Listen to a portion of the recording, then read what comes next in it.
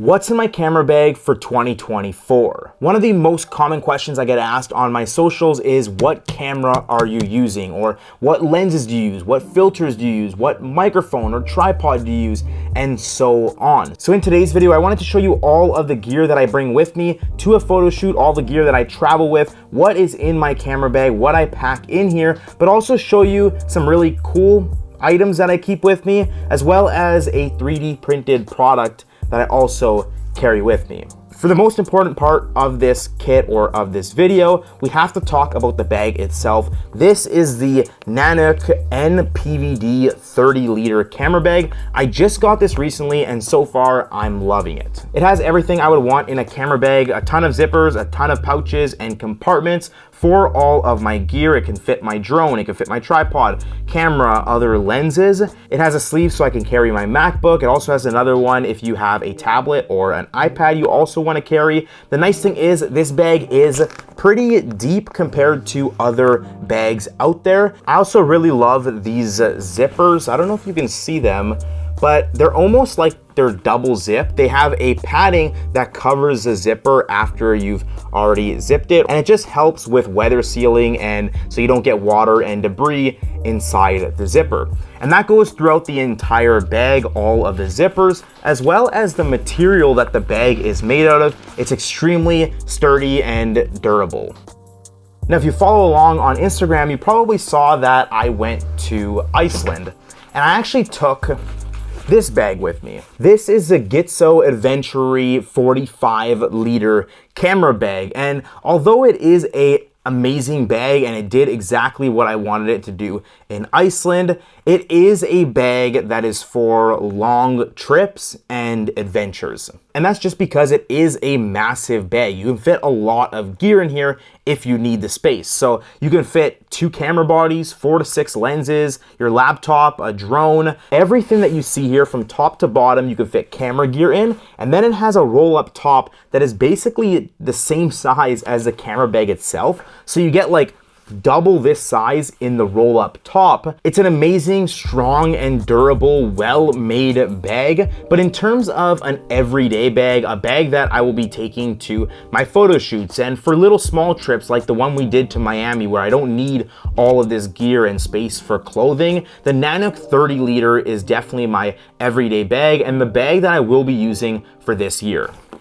Now on the outside of the bag, we have this Ulanzi X-Comin 0Y tripod. This is the tripod that I've been using for a few months now, and I really like it. It's Arca Swiss compatible, so I can use the same plate on all my other gear. It's extremely light because it's made of carbon fiber. It's also very small at about 16 inches when it's collapsed like this, and then when you fully extend it, it can get up to about 5 feet tall, which is perfect for traveling light. Now diving inside the bag, we have the Sony A7IV. Now I've had this camera for about a year now and it's an amazing camera. It's got a 33 megapixel sensor. It can shoot 4K 60, 422 10-bit footage right out of camera. It has dual SD card slots, in-body image stabilization, and so much more. I've made a ton of videos on this camera in the past, so go check them out on the channel. Now in the bag, we also keep the Fuji X100F. This is a camera that has come everywhere with me. I literally don't leave the house without it. And believe it or not, I actually took more photos with this camera on our trip to Miami than I did with the A7IV. This is the perfect camera if I want to take touristy photos. If I just want to walk around and quickly snap random photos of things that I wouldn't want to edit or take time editing in computer.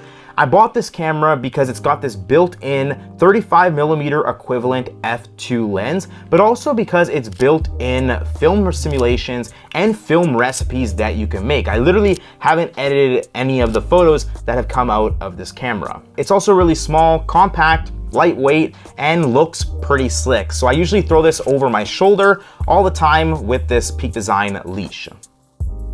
Now, at some point this year, I will be buying a new camera. It might happen in a month, it might happen in 2 months, or a few months down the line. And this is because I need a B cam. For example, in this video here, I wanted to show you guys that I bring the A7 IV. That's my main camera that I bring around, but I couldn't actually show it to you guys because I'm using it to film this talking head. So I need a B cam. I'm thinking between the ZV-E1 or the FX3, FX30, or even just picking up another A7 IV. Whichever I decide to pick up, I will be making a video on it.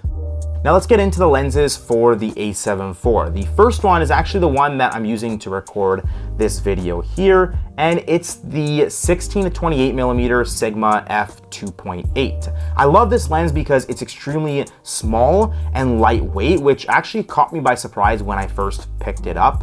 Aside from the weight and size, one of my favorite things about this lens is that it has all internal zoom. So there's no external zoom barrel that comes out when you do zoom in. It's all internal, which is better for weather sealing and keeping debris and dust outside and from sneaking inside of your lens. So this right here is the lens that I use for all of my videos and short form content. Now the lens that I just showed you is the Sigma 24-70 f2.8. This is the second lens in my kit that comes everywhere with me, no matter where I go, and that's because it's so versatile and covers such a good focal range. This lens is extremely sharp, and if I had to recommend a lens to someone who wants one lens that can do it all, a lens that is so versatile, I'd highly recommend the Sigma 24-70 f2.8 because of this versatility. Also in the bag is Sigma's newest 70-200 f2.8 lens. This is a lens that I've been testing for the past month. I brought it to Iceland, and after seeing what it was capable of doing in Iceland, the photos that it was producing, I seriously don't want to give this lens back. This lens is definitely going to become part of the kit sometime this year. Now, similar to the 16 to 28 millimeter f2.8 that I mentioned first, this also has all internal zoom. So as I zoom in, you can see that there's no barrel that extends out. It has 7 stops of optical stabilization, it has fast autofocusing, fantastic weather sealing, and just like other Sigma lenses, this is extremely sharp. And lastly, for lenses, a lens that didn't come with me to Miami is the Sigma 35mm f1.4. This is my main portrait lens that comes with me to every portrait photo shoot. The reason why I didn't take it to Miami is because I was already carrying 3 zoom lenses that are super versatile, covering me from 16mm all the way up to 200mm. While I was there, I did set up a portrait photo shoot last minute, and I was wishing that I had this 35mm 1.4 with me, and instead I had to do it on the 24-70. Now that's it for lenses, but we do have another camera in here that I didn't show you, and that's the Dji Mini 4 Pro. This is something that I picked up recently after 2 years of not having a drone, and honestly I didn't really think that I needed a drone again because I was mostly just shooting portraits, but with the trips that came up lately and going to Iceland and the perspective that I could have gotten, I was like, I can't go on these trips and not have a drone. I used to have the Air 2, but I settled on the Mini 4 Pro because I can basically fly it anywhere. It's small, compact, it's got sensors all around, shoots super high quality video, and I can just throw it in my camera bag. As for audio and making these videos, I use the Rode VideoMic NTG. Out of all the shotgun microphones that I tested in the past, I've liked this one the most. It has a lot of great features. It's a solid mic for putting on your camera and vlogging with it, or you can even boom it if you want to. Now that's not the only thing that I use for audio. If you look right here, I'm actually using a lav mic, and the lav mic is connected directly to the Zoom F2. I love this little recorder for so many reasons, but the best part about it is that it actually records 32-bit audio to an SD card. This Zoom F2, I actually keep it in this pouch made by Cordbag. These are extremely high quality pouches, my favorite way to carry around cables and small accessories. And it comes with these labels that you can label your pouches with whatever is inside. Inside this pouch, I also keep ND filters for the drone, as well as a video light and other accessories. In the bag, I also keep another one, and this is where I keep all of my cables, chargers, and things for my camera, the drone, for the microphones, things like that. Now, depending on what I'm shooting, if I need 2 people mic'd up, I'll use these wireless microphones made by Hollyland. Now, these are good, they're okay, but not the best audio solution. The quality from these microphones are okay. In this sleeve here, I keep my 14-inch M2 MacBook Pro. This computer is an absolute workhorse. I edit all of my photos and videos on it, and it's perfect for on-the-go editing. Now let's get down to the nitty-gritty and all of the small little accessories that I keep in my camera bag. First things first, we have to talk about batteries. When it comes to batteries, I've always just thrown them into a random compartment or a slot in my camera bag, but recently I saw that Peter Lindgren released his new product called the Tri-Charge, and I thought, what a great idea. A product that can hold 3 batteries, also SD cards and CF Express cards and micro SD cards, but also charge your 3 batteries all at the same time once it's in the Tri-Charge. Now, I really wanted to buy this product, but because it's not available in Canada just yet, I actually 3D printed my own. So it can hold 3 batteries in there. And then I also have 3 card slots here, SD card slots, 3 CF Express Type A slots, and 4 micro SD card slots. Now, it works. It's not great. Sometimes it's hard to get the batteries out because I didn't 3D print it properly, and it obviously doesn't charge the batteries. But when Peter's does become available in Canada, you know that I will be buying that because it's just so much better than this. Now, as for the actual batteries that I use, I do have the Sony official ones, and the only reason why I have these is because they came with the camera.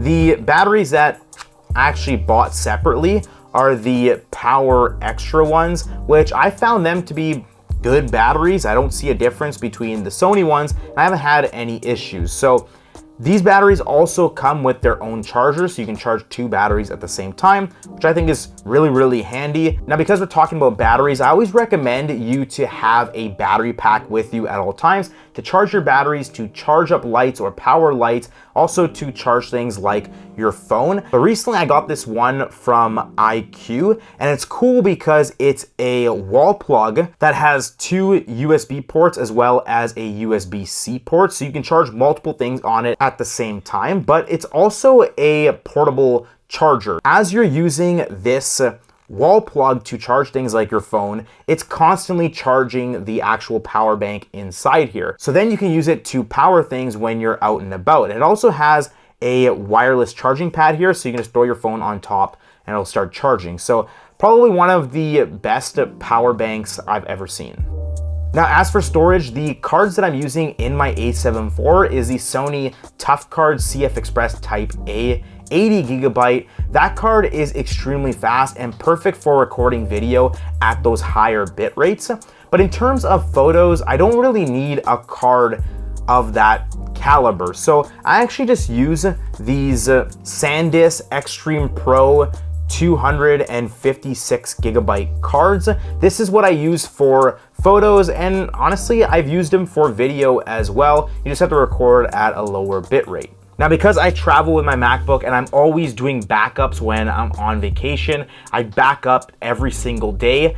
I use Samsung T5 or T7 drives to back up all of my video and photos every single day. When it comes to filters, there are filters that I use all the time, and there's filters that I don't use all the time. The ones that I do use are things like my ND filter, which is an ND filter by K&F Concept. It's relatively cheap. It's definitely not the best filter, but it does the job. All of the filters that I own are 82mm thread, and I do that because I can adapt them to all of my other lenses.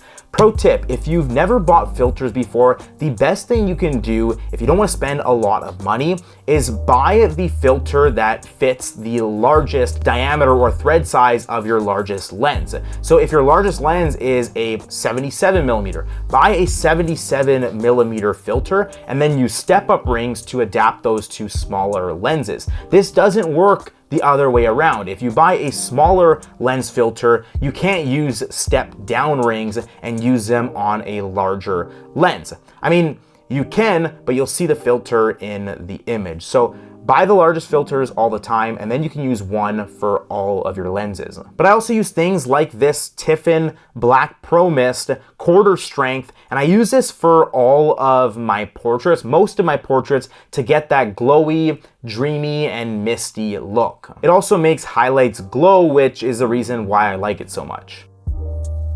As for cleaning all this gear, I keep a lens cloth on me at all times. That's so I can wipe off lenses and things like that. But I also keep this thing on me. This is the Nitecore Blower Baby 2. And essentially, if you've ever seen those rocket blowers, that's what this is, except it has a bunch of different modes. It also has a built-in brush that sticks out. And lastly, on the top of the bag is the DIGICAM. This camera has come everywhere with me recently. It's come to Iceland, Quebec, Miami, and I'm hoping to take it to more places this upcoming year. These CCD sensors is one of the reasons why I bought this camera, and you actually get a different look than CMOS sensors. It captures and renders colors differently, and the colors you get from this camera almost look like they were shot with film. This camera is a Kodak EasyShare C180. I literally bought this camera for 10 bucks, and what was a camera that I would just take random photos with, it has become the main camera that you guys love so much in my DigiCam quick shots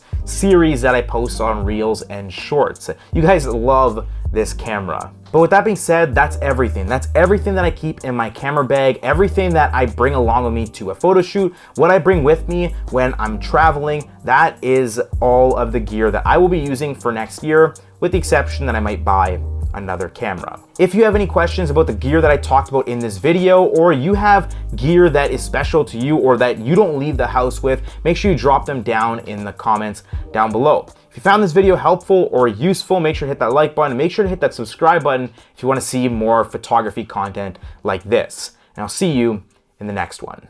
Hey Stefano, what are you shooting there? Just taking a photo of Reggie here, my friend. Oh, Reggie, look at his teeth. Yeah. Man, do you think he goes to the dentist?